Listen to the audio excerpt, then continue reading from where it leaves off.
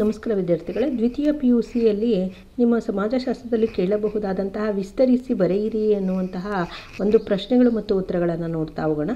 ನೋಡಿ, LAMPS lamps ಅಂದರೆ large area ಮಲ್ಟಿಪರ್ಪೋಸಸ್ societies ಅನ್ನುವಂಥದ್ದು. ಅಂದರೆ ಇದನ್ನು ಕನ್ನಡದಲ್ಲಿ ವಿಶಾಲ ಪ್ರದೇಶ ವಿವಿಧೋದ್ದೇಶ ಸಂಘ ಅಂತ ಹೇಳ್ಬಿಟ್ಟು ಕರೀತಾರೆ. ಹಾಗೆ ಟ್ರೈಫುಡ್ ಅಂದರೆ tribal cooperative marketing development federation ಅಂದರೆ ಬುಡಕಟ್ಟು ಸಹಕಾರಿ ಮಾರುಕಟ್ಟೆ ಅಭಿವೃದ್ಧಿ ಒಕ್ಕೂಟ ಅಂತ ಹೇಳ್ಬಿಟ್ಟು. ಹಾಗೆ SEWA ಅಂದರೆ ಸೆಲ್ಫ್ ಎಂಪ್ಲಾಯ್ಮೆಂಟ್ ವುಮೆನ್ ಅಸೋಸಿಯೇಷನ್ ಅಂತ, ಇದು ಸ್ವ ಉದ್ಯೋಗ ಮಹಿಳಾ ಸಂಘ.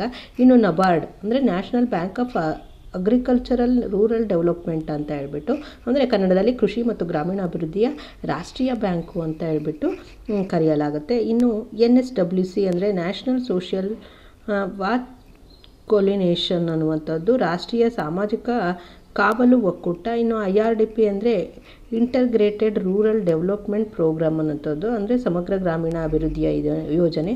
ಆಮೇಲೆ MGNAREG ಅಂದರೆ Mahatma Gandhi national rural employment guarantee programme ಅಂತ, ಮಹಾತ್ಮ ಗಾಂಧಿ ರಾಷ್ಟ್ರೀಯ ಗ್ರಾಮೀಣ ಉದ್ಯೋಗ ಭರವಸೆ ಯೋಜನೆ. ಇನ್ನು ಸೈಜ್ ಅಂದರೆ ಸ್ಪೆಷಲ್ ಎಕನಾಮಿಕ್ ಝೋನ್ ಅಂದರೆ ವಿಶೇಷ ಆರ್ಥಿಕ ವಲಯ ಅಂತ.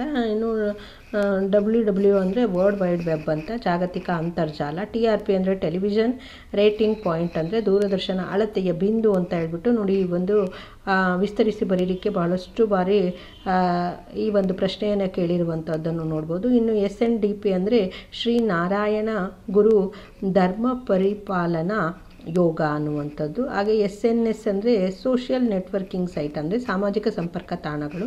ಇನ್ನು UNPF ಅಂದರೆ ಯುನೈಟೆಡ್ ನೇಷನ್ಸ್ ಪಾಪ್ಯುಲೇಷನ್ ಫಂಡ್ ಅಂದರೆ ಸಂಯುಕ್ತ ರಾಷ್ಟ್ರಗಳ ಜನಸಂಖ್ಯಾ ನಿಧಿ ಅಂತ. ಇನ್ನು NCW ಅಂದರೆ ನ್ಯಾಷನಲ್ ಕಮಿಷನ್ ಫಾರ್ ವುಮೆನ್ ಅಂದರೆ ರಾಷ್ಟ್ರೀಯ ಮಹಿಳಾ ಆಯೋಗ ಅಂತ. ಇನ್ನು SGH ಅಂದರೆ ಸೆಲ್ಫ್ ಹೆಲ್ಪ್ ಗ್ರೂಪ್ ಅಂತ, ಸ್ವಸಹಾಯ ಸಂಘಗಳು. ಇನ್ನು SKDRDP ಅಂದರೆ ಶ್ರೀ ಕ್ಷೇತ್ರ ಧರ್ಮಸ್ಥಳ ರೂರಲ್ ಡೆವಲಪ್ಮೆಂಟ್ ಪ್ರಾಜೆಕ್ಟ್ ಅಂದರೆ ಶ್ರೀ ಕ್ಷೇತ್ರ ಧರ್ಮಸ್ಥಳ ಗ್ರಾಮೀಣ ಅಭಿವೃದ್ಧಿ ಯೋಜನೆ. ಹಾಗೆ SCP ಅಂದರೆ ಸ್ಪೆಷಲ್ ಕಾಂಪೋನೆಂಟ್ ಪ್ಲ್ಯಾನ್ ಅಂತ, ವಿಶೇಷ ಘಟಕ ಯೋಜನೆ. SCA ಅಂದರೆ ಸ್ಪೆಷಲ್ ಸೆಂಟ್ರಲ್ ಅಸೋಸಿಯೇಷನ್ ಅಂದರೆ ವಿಶೇಷ ಕೇಂದ್ರದ ನೆರವು. ಹಾಗೆ SCDC ಅಂದರೆ ಶೆಡ್ಯೂಲ್ಡ್ ಕ್ಯಾಸ್ಟ್ ಡೆವಲಪ್ಮೆಂಟ್ ಕಾರ್ಪೊರೇಷನ್ ಅಂದರೆ ಪರಿಶಿಷ್ಟ ಜಾತಿ ಅಭಿವೃದ್ಧಿಯ ನಿಗಮ ಅಂತ ಹೇಳ್ಬಿಟ್ಟು.